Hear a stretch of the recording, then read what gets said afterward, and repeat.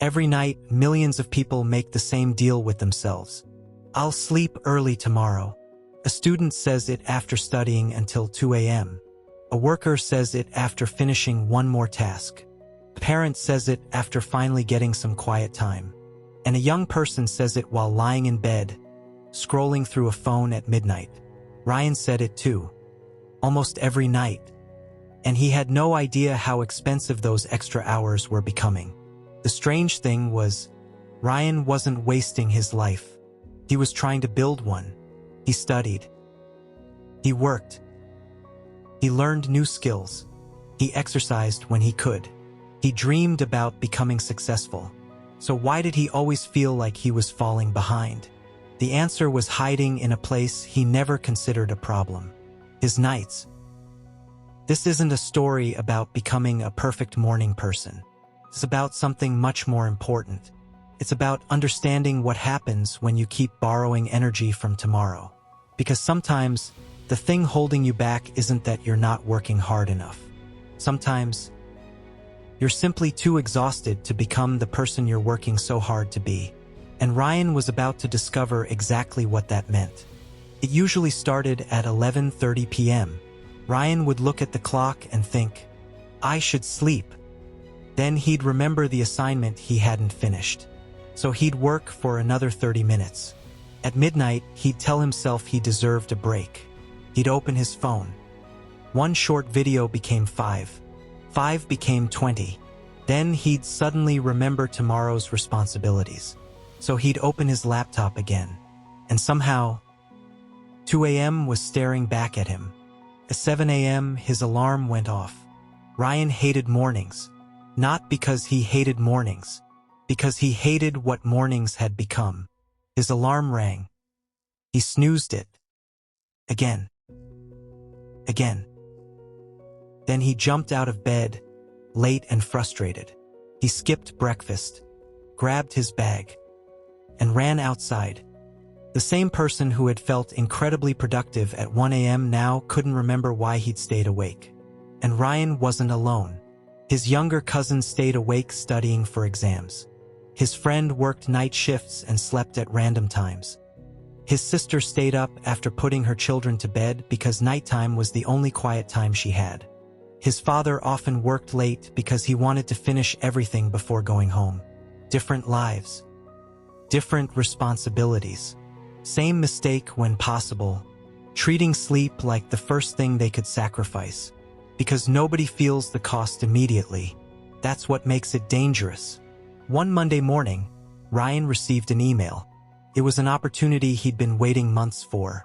A company he admired was looking for someone to help with a major project. If Ryan did well, it could completely change his career. He smiled at the screen. This was his chance. He immediately started planning. He stayed late that night, then later, then even later. He wanted to prove that he could handle it. But while Ryan was trying to build his future, his body was quietly running out of fuel. 3 weeks later, Ryan was exhausted. He started forgetting small things. He couldn't concentrate for long. He became irritated over nothing. His workouts became weaker. His mood changed quickly. Even his friends noticed. You've been quiet lately. Ryan laughed. I'm just busy. But one evening, he came home and dropped his bag on the floor. He sat on the edge of his bed. And for the first time, he didn't feel ambitious. He felt empty. His phone rang. It was his father. Ryan answered. Hey, Dad.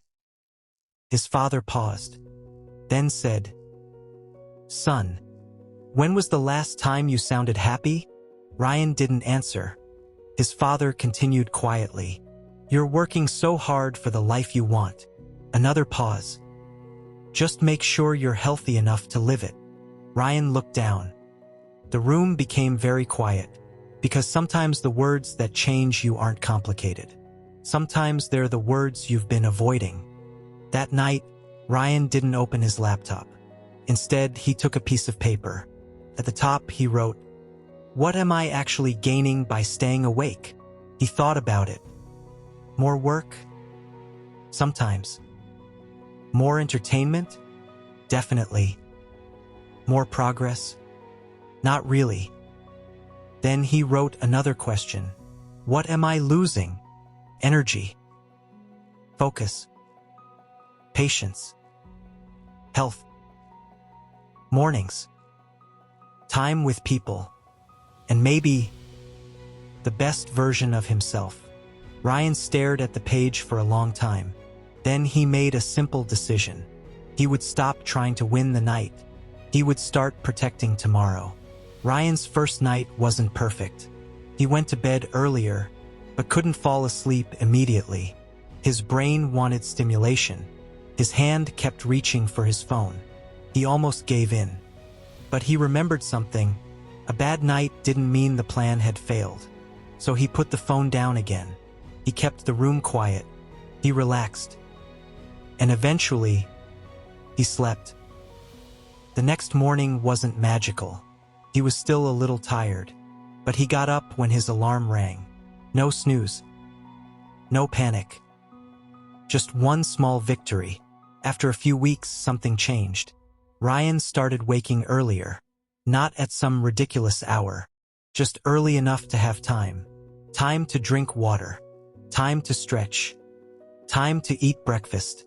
Time to think. Sometimes he went for a walk. Sometimes he read. Sometimes he simply sat quietly before the world became noisy. And that quiet time became one of his favorite parts of the day. He finally understood something. Waking early wasn't about waking up before everyone else. It was about waking up before your responsibilities started controlling you. Ryan became sharper at work. He remembered things more easily. He had more patience. His workouts improved. He stopped needing to drag himself through every morning. And something else happened. He started calling his parents more. He had energy for his friends. He laughed more. His life hadn't suddenly become perfect. His problems were still there. Bills. Deadlines. Pressure. Uncertainty. But Ryan was finally facing those problems with a rested mind instead of an exhausted one.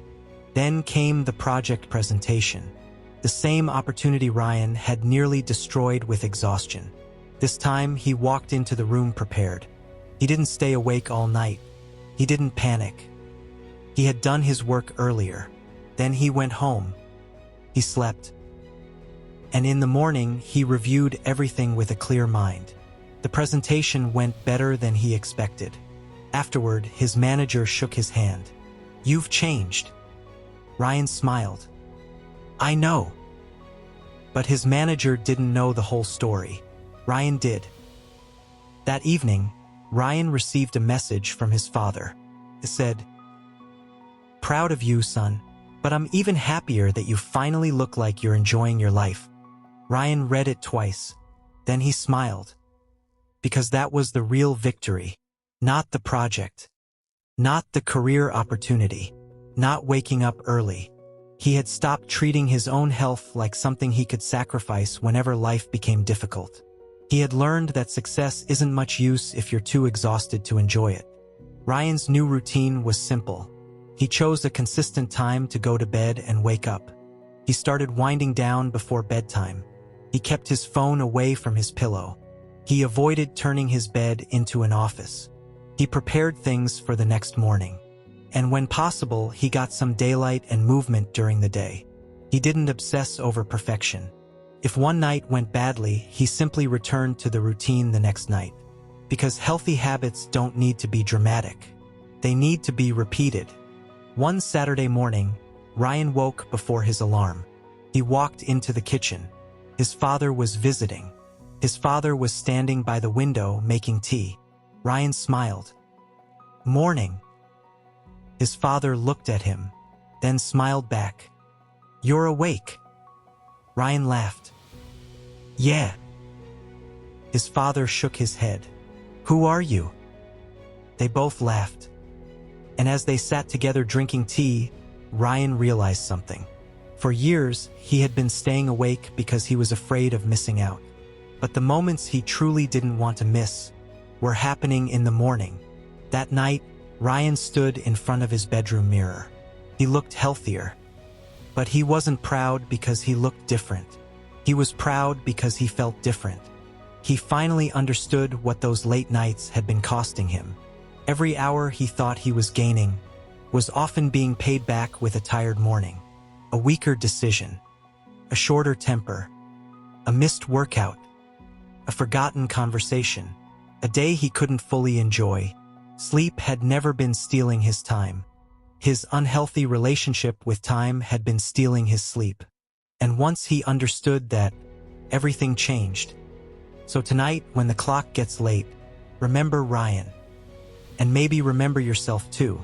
If you're a student, you don't have to destroy your sleep to prove you're serious. If you're building a career, you don't have to stay exhausted to prove you're ambitious. If you're a parent, you deserve rest too. And if you're older and your body has been asking you to slow down, maybe it's time to listen. Start small. Set a realistic bedtime. Create a quiet routine. Put the phone away. Wake up around the same time. Give your body enough opportunity to rest. And don't expect perfection. Just stop making tomorrow pay for what you want to do tonight. Because tomorrow is not just another day. Tomorrow is your life continuing. Don't steal tomorrow's energy just to have more time tonight.